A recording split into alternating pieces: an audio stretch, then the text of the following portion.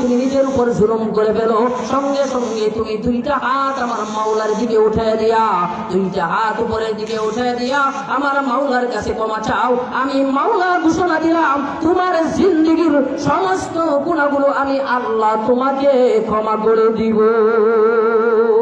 বলেন সুবহানাল্লাহ। এই জন্য বাজার আল্লাহ পাক রব্বুল আলামিন বলেন, বান্দারে পরিপূর্ণ মুসলমান হয়ে যাও। ইয়া আইয়ুহাল্লাযীনা আমানুত্তাকুল্লাহা হাক্কা তুকাতিহি ওয়া লা তামুতুন্না ইল্লা ওয়া আনতুম মুসলিমুন। আমার আল্লাহ বলেন, বান্দা তুমি আমার আল্লাহকে পরিপূর্ণভাবে ভয় করো, ভয় পাওয়ার মতো। এরপরে বান্দারে পরিপূর্ণ মুসলমান না হইয়া অন্ধকার কবরে যায় না। কারণ বাজান এই অন্ধকার কবর খোদা নাগাস্তা বান্দা, যদি তুমি আমল না করে বদ আমল নিয়ে গুনাহ নিয়ে অন্ধকার কবরে চলে যাও, তাহলে এই কবরটা বান্দারে কবর দুই পাশের মাটি তোমাকে চাপ মারবে।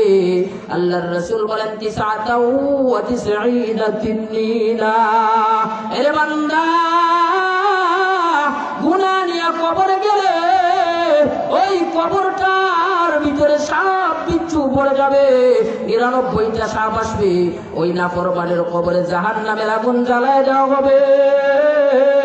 নাফরমান ওই অন্ধকার কবরে যাওয়ার পরে বুঝবে সে দুনিয়াতে থাকা অবস্থায় কি করেছে।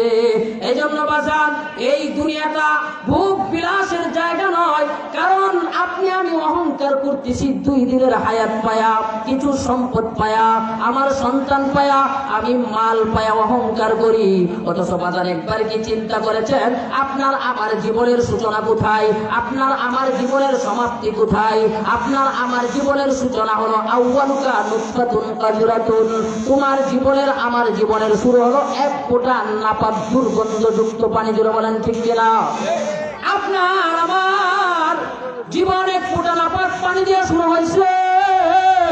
তারপরে 60, 70, 80 বছর হায়াত পাওয়ার পরে আবার বলা হয়েছে আউয়ালুকা নুতফাতুন জিফাতুন ওয়া আখিরুকা জিফাতুম মাদিরাতুন। এরে বান্দা, তোমার জীবনের শেষ হবে দুর্গন্ধযুক্ত লাশ। এই জন্য তুমি কিসের অহংকার করো, কিসের তোমার বাহাদুরি, কিসের অহংকার, কিসের তোমার বাহাদুরি, কিসের অহংকার? দম পুরালে মাটির নিচে বন্ধ হবে দ্বার। কে যাবে ওই অচিন দেশের পালতোলা হয় নাই, একে একে সবাই যাবে, থাকবে না কেউ আর। আমি যাব, তুমি যাবে, যাবে প্রিয়জন। আসা যাওয়ার চলছে খেলা, থাকবে পরে ধন। জোরে বলেন ঠিক কিনা?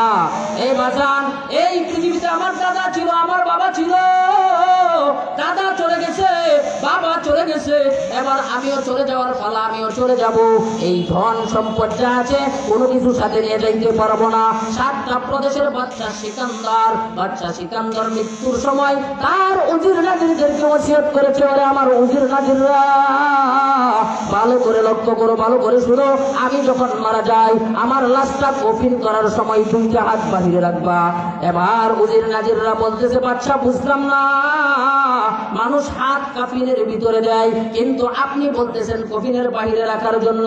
এবার বাচ্চা বললেন, আরে তোমরা বাহিরে রাখবা, মানুষগুলা যেন দেখা বুঝে আমি পুরো পৃথিবী শাসন করার পরেও অন্ধকার কবরে যাইতেছি, আমার হাতগুলা খালি, আমার হাতে নেওয়ার মতো কিছু নাই।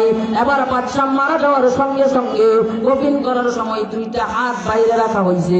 কিছু অবুঝ মানুষ যারা, তারা বলতেছে বাচ্চা সারা জীবন আমাদের কাছ থেকে ট্যাক্স দিয়েছে, এখনো মৃত্যুর পরেও ট্যাক্স নেওয়ার জন্য হাত বাড়ায় রাখছে। আর যারা বুঝমান বাজার তারা বুঝে ফেলছে বাচ্চা পুরা পৃথিবীর শাসক ছিল, যাওয়ার সময় খালি হাত নিয়ে অন্ধকার কবরে রওনা করেছে। এই জন্য বাজান আপনি আর আমি খালি হাত নিয়ে অন্ধকার কবরে যেতে হবে।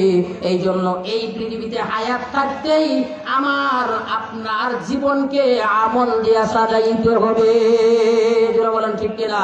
আল্লাহ পাক রব্বুল আলামিন আমাদের সবাইকে আমল করার তৌফিক দান করো। চলো আলোচনা করলাম, আল্লাহ পাক ভুলগুলা ক্ষমা করে আমাদেরকে আমল করার তৌফিক দান করো। ওয়া আখিরু দাওয়ানা আলহামদুলিল্লাহি রাব্বিল আলামিন। আসসালামু আলাইকুম ওয়া রাহমাতুল্লাহ।